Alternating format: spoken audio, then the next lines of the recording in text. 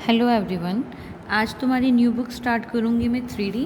ठीक है, तो 3D पढ़ने से पहले कुछ बेसिक फार्मूलाज हैं जो हमें याद होने चाहिए। तो मैं एक बार आज इस वीडियो में हम सिर्फ फार्मूलेस के बारे में पढ़ेंगे, है ना।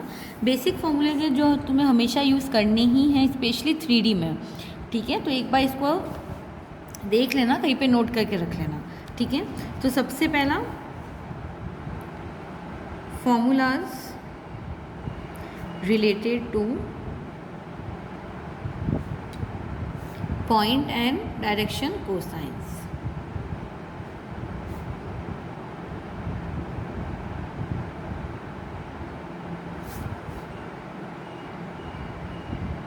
Number first,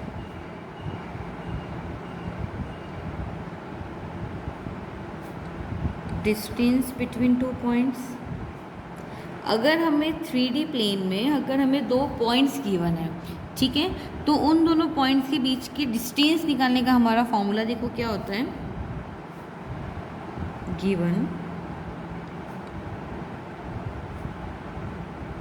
टू पॉइंट्स, एक पॉइंट मुझे गिवन है ए, जिसके कार्टेशियन कोऑर्डिनेट्स क्या हो जाएंगे x1 y1 z1, एंड दूसरा पॉइंट है बी x2 y2 z2। ठीक है, तो इन दोनों के बीच का डिस्टेंस तुम कैसे दोगे, यानी ए बी डिस्टेंस निकालने के लिए तुम्हारा फॉर्मूला हो जाता है x2 minus x1 square plus y2 minus y1 square plus z2 minus z1 square. ठीक है, अच्छा, अगर ये तो तुम्हारा हुआ ए और बी के बीच का डिस्टेंस है ना। जैसे ये मैंने माना ये मेरा कार्टेशियन प्लेन है, पॉइंट है तुम्हारा ए और बी।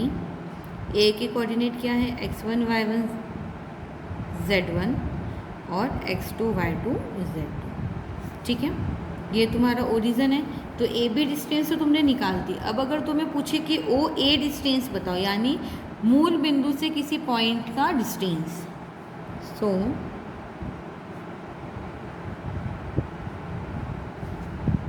Distance from origin.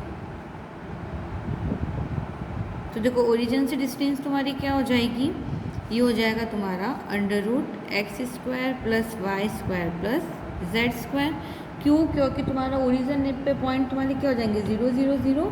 सो इसी में मैं क्या करूँ, x2 y2 और z2 0 0 रख दो, तुम्हारी इक्वेशन क्या बन जाएगी x² plus y square plus z square. Clear है यहाँ तक। सेकेंड है तुम्हारा coordinate of a division point, यानी जब हम क्या करेंगे, जैसे ये एक तुम्हारी लाइन समझ लो ए बी। ठीक है, ए के कोऑर्डिनेट तुम्हारे क्या हो जाएंगे x1 y1 z1, बी के कोऑर्डिनेट तुम्हारे क्या हो जाएंगे x2 y2 एंड z2। ठीक है, अब मैंने माना कि इसमें क्या है, मैं इसको m1/m2 में इसको डिवाइड कर रही हूँ। ठीक है, इस टाइम पे ये पॉइंट सी है, माना सी पॉइंट से मैं क्या कर रही हूँ, इसको m1/m2 को इस m2 रेशियो में इस लाइन को डिवाइड कर रही हूँ। तो सी के कोऑर्डिनेट निकालने का फॉर्मूला देखो तुम्हारा क्या हो जाएगा, लिख लो फॉर्मूले का नाम, कोऑर्डिनेट ऑफ डिवीजन पॉइंट। तो ये तुम्हारा हो जाएगा m1x2 plus m2x1 upon m1 plus m2। ठीक है, सी पॉइंट के कोऑर्डिनेट निकालने का फॉर्मूला है ये m1 y2 m2 y1 upon m1 plus m2।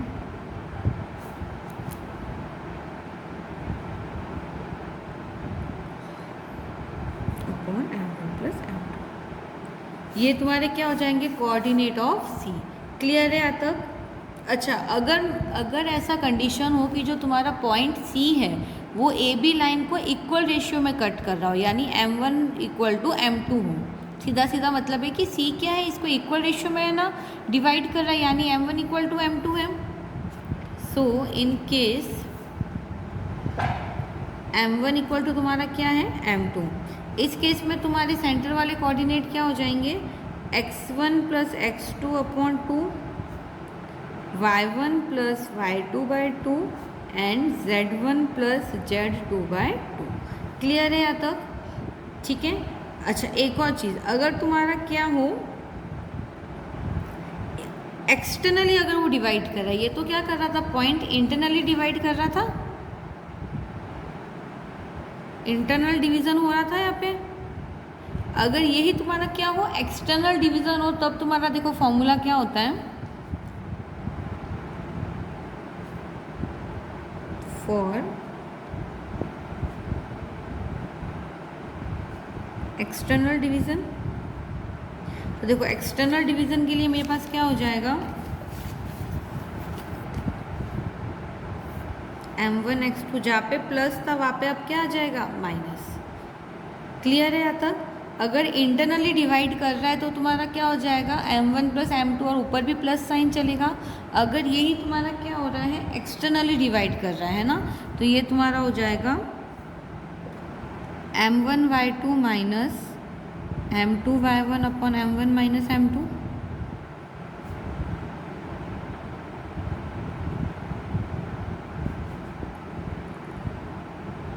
ये हुआ तुम्हारा in the case of external division.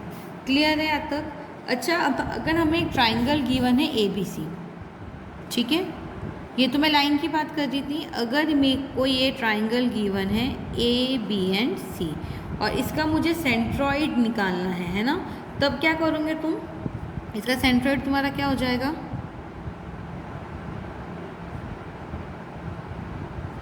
यही इसका सेंट्रॉइड होगा।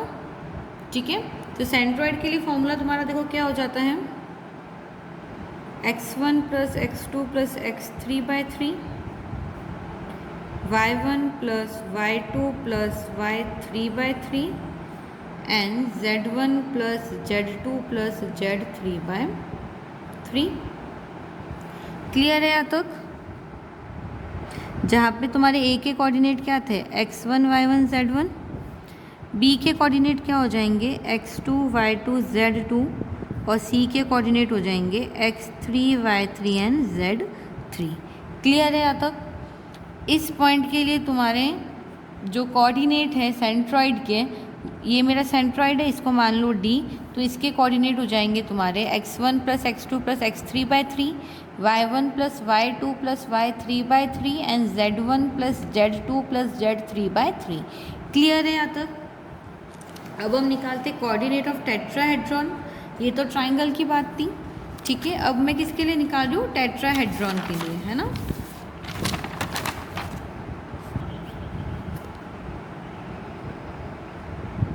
कोऑर्डिनेट ऑफ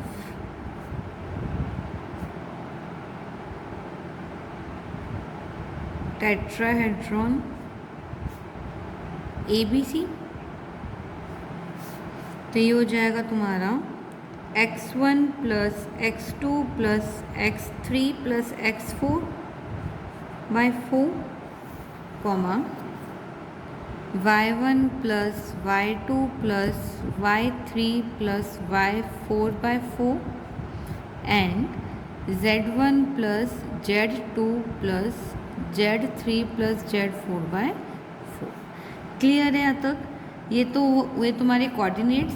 अच्छा, अगर मैं डायरेक्शन कोसाइन की बात करूँ ऑफ अ लाइन, है ना, तो किसी भी लाइन के लिए क्या होता है, हमारे पास डायरेक्शन कोसाइंस होते हैं। ठीक है, इसकी डेफिनेशन क्या हो जाएगी, डेफिनेशन लिख रहे थे हम, ये हो गया मेरा डायरेक्शन कोसाइन। इसकी डेफिनेशन क्या बोलती है कि डायरेक्शन कोसाइन, इसको DC से भी डिनोट कर सकते हो शॉर्ट फॉर्म में, DC of a line are the cosine of the angle. होता है कॉस थीटा साइन थीटा, वो वाला कोसाइन है ना, कोसाइन यानी कॉस शॉर्ट में, of the angle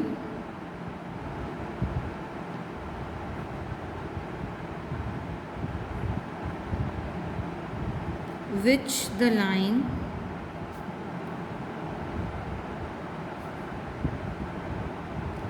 makes with a positive direction of the coordinate axis। ठीक है, इसको जनरली हम रिप्रेजेंट करते हैं बाय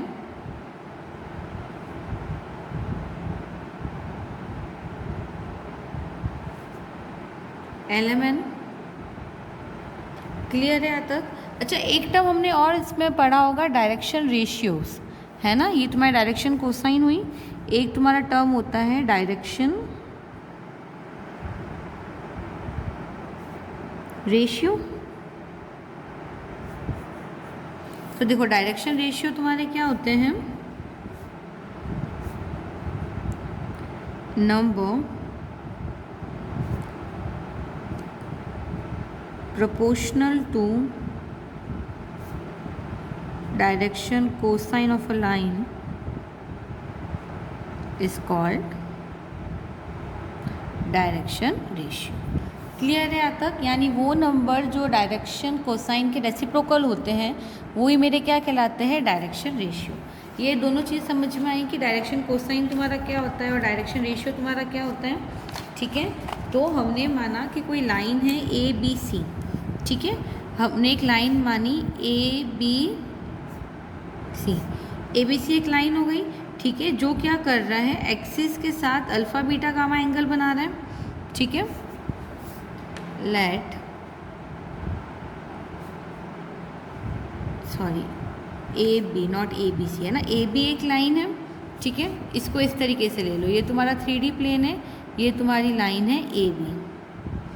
ठीक है, let AB be a line which makes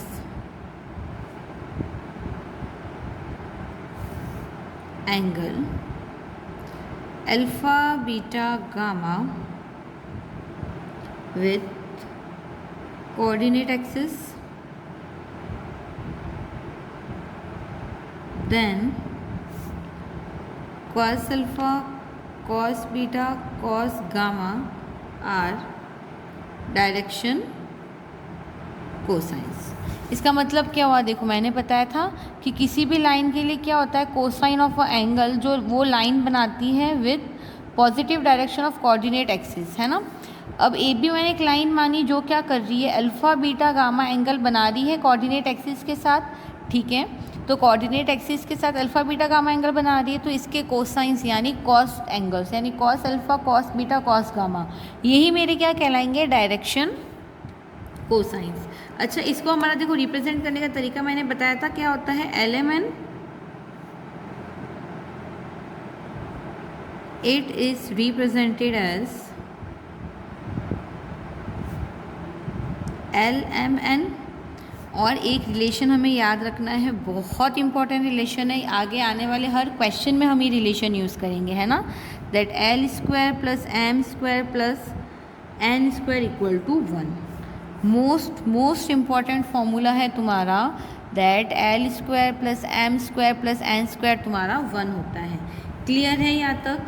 फिर मैंने तुम्हें बताया था डायरेक्शन रेशियोज। ठीक है, तो उसका फॉर्मूला देख लो, late ABC be any numbers which is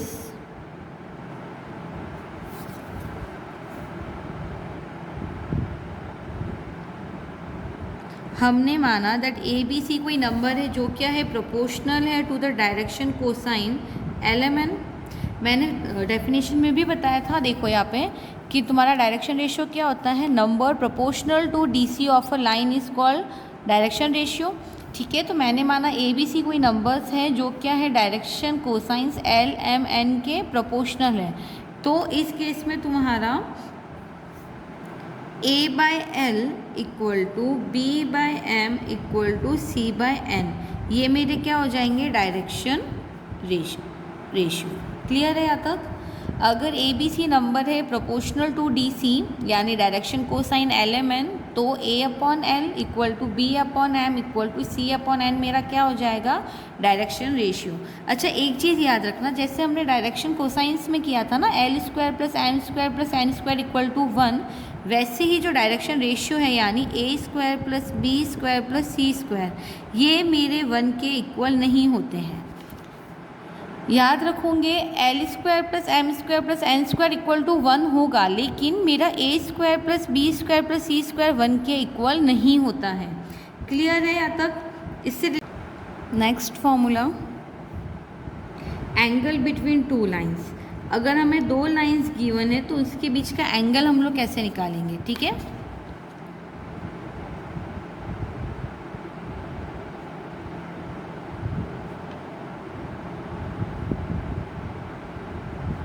मैंने माना दो लाइन है मेरे, ठीक है, तो उन दोनों लाइन के क्या होंगे, डायरेक्शन कोसाइंस भी होंगे। So let direction cosines of given two lines B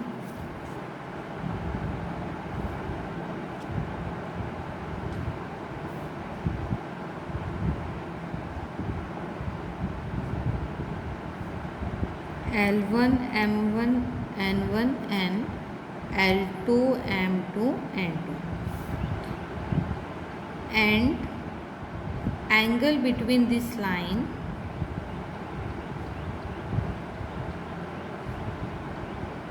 B theta. यानी हमने दो लाइन मानी जिनके डायरेक्शन कोसाइंस मेरे क्या है, L1 M1 M1 and L2 M2 N2, और इन दोनों के बीच का जो एंगल है वो मेरा क्या है, थीटा।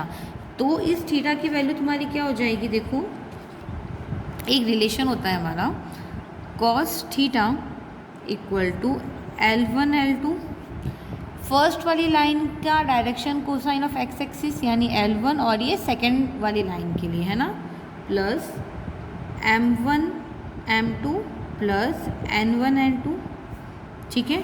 यहाँ से तुम थीटा निकाल सकते हो, तो यहाँ से तुम्हारा थीटा क्या आ जाएगा, cos inverse L1 L2 plus M1 M2 plus N1 N2। Clear है यहाँ तक? ये तुम्हारा हो गया एंगल बिटवीन टू लाइंस। अच्छा, एक और रिलेशन, ये तो हुआ कॉस थीटा के फॉर्म में, अगर मुझे साइन थीटा के फॉर्म में निकालना है तो ये तुम्हारा हो जाता है, देखो sine theta equal to plus minus under root sigma L1 M2 minus L2 M1 square. ये दो रिलेशन होते हैं मेरा to find the angle between two lines. Clear है यहाँ तक? अच्छा, इससे हमें देखो, इसमें ये तो समझ में आ गया, इससे हम और कुछ डिड्यूस करते हैं, ठीक है, कि अगर हमारा इफ़ थीटा हमारा क्या है 0 डिग्री है ना, अगर दोनों लाइंस के बीच का जो थीटा है यानी दोनों लाइंस के बीच के जो एंगल है वो अगर 0 है, देन लाइन हमारी क्या हो जाएगी, पैरेलल। क्लियर है यहाँ तक? अगर दो लाइन के बीच का एंगल हमारा है थीटा, वो अगर 0 आ जाता है, इसका मतलब क्या है, जो हमारी लाइन से वो क्या होगी, पैरेलल होगी। That means L1 equal to L2 होगा, M1 इक्वल टू M2 होगा और N1 इक्वल टू N2 होगा। यानी जो इसके डायरेक्शन कोसाइंस है वो मेरे क्या हो जाएंगे, सेम हो जाएंगे। क्लियर है यहाँ तक? अच्छा, अगर हमारा थीटा इक्वल टू 90 डिग्री आता है, दैट मीन्स जो दोनों लाइन है वो क्या है, एक दूसरे के परपेंडिकुलर होगी, then lines will be perpendicular to each other. Clear है यहाँ तक? अगर हमारा थीटा इक्वल टू 0 होता है तो दोनों लाइन जो गिवन है वो हमारी पैरेलल हो जाएगी, यानी L1 equal to L2, M1 equal to M2 और N1 इक्वल टू N2 हो जाएगा। और यही अगर हमारा थीटा 90 डिग्री हो जाता है, दैट मीन्स जो हमारी लाइन है वो क्या होगी, आपस में परपेंडिकुलर होगी। इस केस में क्या होता है, मेरा L1 L2 plus M1 M2 plus N1 N2 equal to मेरा 0 हो जाता है। ये हमें क्या होगा, दोनों तरीके से पूछ सकते हैं, या तो हमें ये कंडीशन गिवन होगी तो हमारा थीटा 0 आ जाएगा, या फिर हमें बोलेगा जो गिवन लाइन से वो हमारी परपेंडिकुलर है तो हमें ये रिलेशन यूज़ करना है। और अगर हमारा ये रिलेशन प्रूव हो जाता है, इसका मतलब जो लाइन है वो हमारी परपेंडिकुलर है, यानी इसको वाइस वर्सा दोनों टाइप से पूछ सकते हैं। क्लियर है यहाँ तक? अच्छा, एक और फॉर्मूला देख लूँ, क्या है कि अगर तुम्हारा दो पॉइंट है P और Q, ठीक है। तो उसको जो मिलाने वाली रेखाखंड यानी उसको जो मिलाने वाला मेरा लाइन सेगमेंट है वो क्या होगा, ए बी है ना, ए बी पे प्रोजेक्टेड होगा। तो इसके डायरेक्शन रेशियो LMN है। इस केस में देखो क्या हो जाता है मेरा, लिख लो, let point PB x1 y1 z1, QB x2 y2 z2, इसको मिलाने वाली रेखा है नहीं,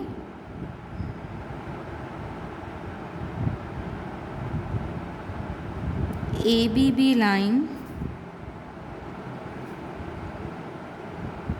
joining PQ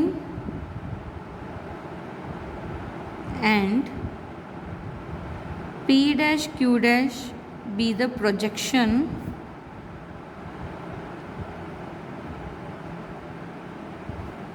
on AB, then P dash Q dash तुम्हारा क्या हो जाएगा, L x2 minus x1 plus M y2 minus y1 plus N z2 minus z1। यानी क्या बोल रहा है कि P और Q हमारे दो पॉइंट हैं, ठीक है, और AB क्या है, उस दोनों पॉइंट को ज्वाइन करने वाली एक लाइन है। ये तुम मान लो AB, ये क्या कर रही है, P और Q को ज्वाइन करा रही है, ठीक है, और P डैश Q डैश तुम्हारा क्या है, इस लाइन पे प्रोजेक्शन है। तो P डैश Q डैश की इक्वेशन तुम्हारी क्या हो जाएगी, L x2 minus x1 plus M y2 minus y1 plus N z2 minus z1, जहाँ पे L M N मेरे क्या हैं, AB के डायरेक्शन कोसाइंस है। ये क्लियर है यहाँ तक। ये तुम्हारे सारे फॉर्मूलेज थे, सारे रिजल्ट्स थे related two points and direction cosine. इसके बाद वाले वीडियो में कल तुम्हें प्लेन से रिलेटेड कुछ इंपॉर्टेंट रिजल्ट, इंपॉर्टेंट फॉर्मूलाज बताऊंगी। Okay, thank you so much.